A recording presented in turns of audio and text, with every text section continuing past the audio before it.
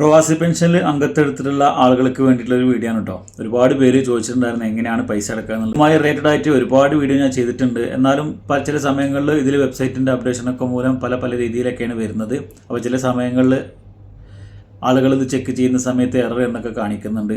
അപ്പോൾ ഞാനിപ്പോൾ കറക്റ്റായിട്ട് എങ്ങനെയാണ് നമ്മൾ ഇതിലേക്ക് പൈസ അടക്കുക എന്നുള്ളതാണ് കാണിക്കാൻ പോകുന്നത്.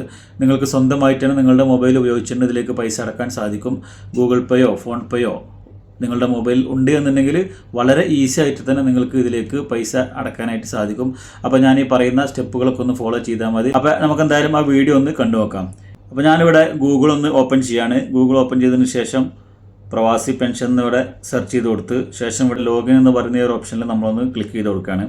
അപ്പോൾ നമ്മളുടെ ആ ഒരു പേജ് ഇവിടെ ഓപ്പൺ ആയിട്ട് വരും. നമ്മൾ ലോഗിൻ ചെയ്യാനുള്ള പേജും അതുപോലെ തന്നെ ക്വിക്ക് പേയ്മെൻറ്റുള്ള പേജൊക്കെ ഇവിടെ ഓപ്പൺ ആയി വരും. അവിടുന്ന് നമ്മൾ യൂസർ നെയിം പാസ്വേഡ് ഉണ്ടെങ്കിൽ നമുക്ക് അതുവഴി ലോഗിൻ ചെയ്തിട്ട് അങ്ങനെ അടക്കാൻ സാധിക്കും. ഞാനിപ്പോൾ ക്വിക്ക് പേയ്മെൻറ്റ് വഴി എങ്ങനെയാണ് അടക്കുന്നത് എന്നാണ് കാണിച്ചു തരുന്നത്. അപ്പോൾ നമ്മളുടെ ഈ ക്വിക്ക് പേയ്മെൻറ്റിലൊന്ന് ക്ലിക്ക് ചെയ്ത് കൊടുക്കുക. അപ്പോൾ നമ്മൾ കൊടുക്കേണ്ടത് നമ്മളുടെ മെമ്പർഷിപ്പ് നമ്പറും അതുപോലെ തന്നെ ഡേറ്റ് ഓഫ് ബർത്തും പിന്നെ ക്യാപ്ചയുമാണ്.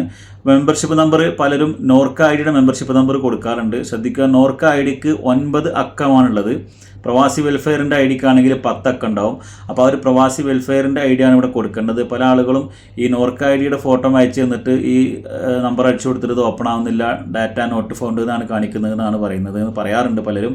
അപ്പോൾ നോർക്ക ഐ ഡിയുടെ നമ്പർ അടിച്ചു കൊടുത്തു കഴിഞ്ഞാൽ ഇവിടെ ഒന്നും കാണിക്കൂല, നോട്ട് ഫൗണ്ട് എന്നേ കാണിക്കുള്ളൂ. അതുപോലെ തന്നെ ഈ ഡേറ്റ് ഓഫ് ബർത്ത് നമ്മൾ 0000 പിന്നെ വർഷം 40 അങ്ങനെയാണ് വരുന്നത്. അതതിൻ്റെ ഒരു പാറ്റേൺ കൊടുത്തിട്ടാണ്. നമ്മൾ 10/10/2000 പിന്നെ 10/10/1980 എന്നുണ്ടെങ്കിൽ 10 കഴിഞ്ഞിട്ട് പിന്നെ ഇങ്ങനെ വരട, അത് കഴിഞ്ഞിട്ട് 10 വീണ്ടും വരട, പിന്നെ 2020. ഞാൻ സിമ്പിളായിട്ട് മനസ്സിലാവാൻ പറ്റുന്നത് പറയുന്നത്.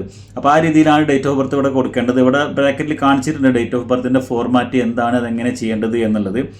അപ്പോൾ ഞാനിവിടെ എന്തായാലും ഈ ഒരു മെമ്പർഷിപ്പ് നമ്പറും ഡേറ്റ് ഓഫ് ബർത്തും അതുപോലെ ക്യാപ്ചയൊക്കെ അടിച്ചിട്ട് വെബ്സൈറ്റ് ഓപ്പൺ ആക്കിയിട്ട് കാണിച്ചു തരാം. ഞാനിവിടെ മെമ്പർഷിപ്പ് നമ്പറും അതുപോലെ തന്നെ ഡേറ്റ് ഓഫ് ബർത്തും പിന്നെ ക്യാപ്ചയും അടിച്ചിട്ടുണ്ട്. ഇനി ഇവിടെ ഷോ എന്ന് പറയുന്ന ഒരു ബട്ടണിലൊന്ന് പ്രസ് ചെയ്ത് കൊടുക്കാം.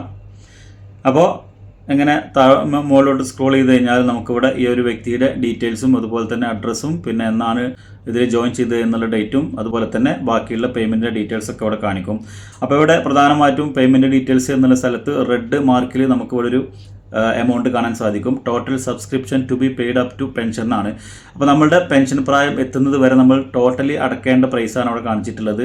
ടോട്ടലി അടക്കേണ്ട പൈസയാണ് അവിടെ കാണിച്ചിട്ടുള്ളത്, റെഡ് കളറിൽ കാണിച്ചിട്ടുള്ളത്.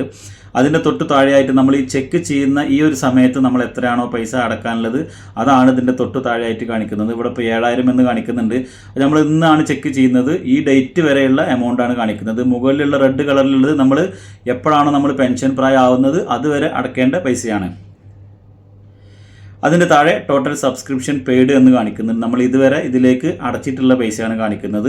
പിന്നെ അതിൻ്റെ താഴെയാണ് പെൻഡിങ് എമൗണ്ട് എന്ന് കാണിക്കുന്നത്. അപ്പോൾ നിലവിൽ നമ്മൾ അടക്കാനുള്ള എമൗണ്ടാണ് ഈ പെൻഡിങ് എമൗണ്ട് എന്ന് പറയുന്നത്. അത് നിലവിലിവിടെ 1000 ആണ് കാണിക്കുന്നത്. അപ്പോൾ 1000 ആണ് ഈ ഡേറ്റ് വരെ ഈ ഒരു വ്യക്തിക്ക് പെൻഡിങ് ഉള്ള എമൗണ്ട്. പിന്നെ പെനാൽറ്റി ഉണ്ടെങ്കിൽ പെനാൽറ്റി ഇവിടെ കാണിക്കും. അടച്ച പെനാൽറ്റി ഉണ്ടെങ്കിൽ അത് കാണിക്കും. അടക്കാനുള്ള പെൻഡിങ് പെനാൽറ്റി ഉണ്ടെങ്കിൽ അതും കാണിക്കും. അപ്പോൾ അത്തരത്തിൽ പെനാൽറ്റിയും കാര്യങ്ങളൊന്നും ഇല്ലാത്തതുകൊണ്ട് തന്നെ ടോട്ടൽ എമൗണ്ട് 1000 ആണുള്ളത്. അപ്പോൾ ഈ ഒരു 1000 നമുക്ക് ഇവിടുന്ന് പേയ്മെൻറ്റ് ചെയ്യാനായിട്ട് പേയ്മെൻറ്റ് മോഡ് എന്ന് ആദ്യം ഒന്ന് സെലക്ട് ചെയ്ത് കൊടുക്കുക. അതിൽ നമുക്ക് 3 ഓപ്ഷനാണ്.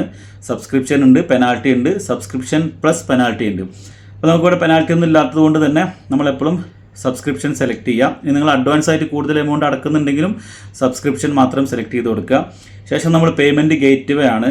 ചില സമയത്ത് ഇവിടെ 1, 2, 3 ഗേറ്റ് വേ വരാറുണ്ട്. അതിൽ ഏത് ഗേറ്റ് വേ കൊടുത്താലും കുഴപ്പമില്ല, അവരത് റിസീവ് ചെയ്യുന്ന ബാങ്കിൻ്റെ ഡീറ്റെയിൽസ് ആണത്. ഇപ്പോൾ ഇവിടെ നിലവിൽ 2 ബാങ്കിൻ്റെ കാണിക്കുന്നുണ്ട്. അതിൽ ഏത് ചെയ്താലും കുഴപ്പമില്ല. അപ്പോൾ ബാങ്ക് ഓഫ് ബറോഡ തന്നെ സെലക്ട് ചെയ്തു. ശേഷം താഴെ പേയബിൾ എമൗണ്ട് എന്ന് പറഞ്ഞിട്ട് ടോട്ടൽ എമൗണ്ടായ 1000 രൂപ വന്നിട്ടുണ്ട്. അപ്പോൾ നിങ്ങൾക്ക് ഈ 1000 രൂപയിൽ കൂടുതൽ അടക്കണമെന്നുണ്ടെങ്കിൽ ജസ്റ്റ് ഇവിടെ ഒന്ന് ക്ലിക്ക് ചെയ്തിട്ട് എന്ത് ചെയ്യാം, ആ എമൗണ്ട് അവിടുന്ന് മായ്ച്ചു കൊടുത്തിട്ട് നിങ്ങൾക്ക് അടക്കാൻ പറ്റുന്ന അത്ര എമൗണ്ട് അതിൽ ടൈപ്പ് ചെയ്തിട്ട് അടക്കാനായിട്ട് സാധിക്കും. ഞാനിവിടെ എന്തായാലും ഈ ഒരു വ്യക്തിയുടെ 1000 രൂപ തന്നെയാണ് ഇവിടെ അടക്കുന്നത്.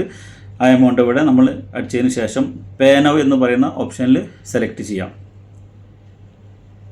അപ്പോൾ നമ്മൾ പേയ്മെൻറ്റ് പേജിലേക്ക് പോകും. ഇവിടെ നമുക്ക് കാർഡ് വഴി പേയ്മെൻറ്റ് ചെയ്യാം, നെറ്റ് ബാങ്ക് വഴി പേയ്മെൻറ്റ് ചെയ്യാം, അതുപോലെ തന്നെ UPI വഴി പേയ്മെൻറ്റ് ചെയ്യാം. ഞാനെപ്പോഴും റെഫർ ചെയ്യുന്നത് നിങ്ങൾ UPI വഴി പേയ്മെൻറ്റ് ചെയ്യാനാണ്. വളരെ ഈസിയാണ്. അപ്പോൾ നമുക്ക് UPI വഴി പേയ്മെൻറ്റ് ചെയ്യുമ്പോൾ ഈ സെർച്ച് ചെയ്യുന്ന മൊബൈലിൽ തന്നെ ഗൂഗിൾ പേ അല്ലെങ്കിൽ ഫോൺ പേ ഉണ്ടെന്നുണ്ടെങ്കിൽ വളരെ ബെറ്ററാണ്. നമുക്ക് പെട്ടെന്ന് തന്നെ പേയ്മെൻറ്റ് ചെയ്യാൻ സാധിക്കും. ഇവിടെ UPI സെലക്ട് ചെയ്തു. UPI സെലക്ട് ചെയ്ത് കഴിഞ്ഞാൽ ഇവിടെ അടുത്തൊരു ഓപ്ഷൻ വന്നിട്ടുണ്ട് പേ ബൈ എനി UPI എന്ന്. അപ്പോൾ ഈ ഒരു മൊബൈലിൽ നിങ്ങളുടെ UPI ആപ്പ് ഉണ്ടെന്നുണ്ടെങ്കിൽ അതിലേക്ക് ഓട്ടോമാറ്റിക്കായിട്ട് ആ ഒരു ആപ്പിലേക്ക് കടന്നു ചെല്ലും. അപ്പോൾ ഞാനതിവിടെ സെലക്ട് ചെയ്തു. അപ്പോൾ സ്വാഭാവികമായിട്ടും നമ്മളുടെ UPI ആപ്പിലേക്ക് പോവുകയാണ്. ഇവിടെ ഗൂഗിൾ പേ ആണ് ഞാൻ യൂസ് ചെയ്യുന്നത്. ഗൂഗിൾ പേ ഓപ്പൺ ചെയ്തു. ഇവിടെ നമ്മൾ അടക്കേണ്ട എമൗണ്ട് ഓട്ടോമാറ്റിക് വന്നിട്ടുണ്ട്. ജസ്റ്റ് പേ എന്ന ഓപ്ഷനിൽ കൊടുക്കുക.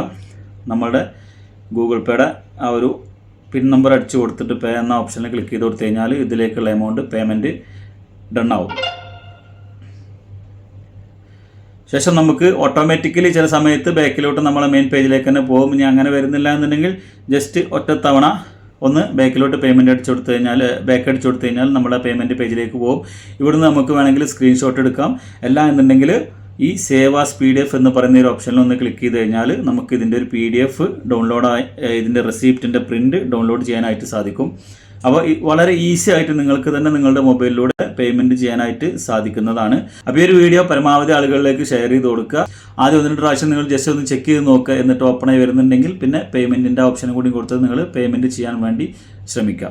അപ്പോൾ വീഡിയോ എല്ലാവർക്കും ഇഷ്ടപ്പെട്ടു എന്ന് വിചാരിക്കുന്നു. പരമാവധി ആളുകളിലേക്ക് വീഡിയോ ഷെയർ ചെയ്ത് കൊടുക്കുക.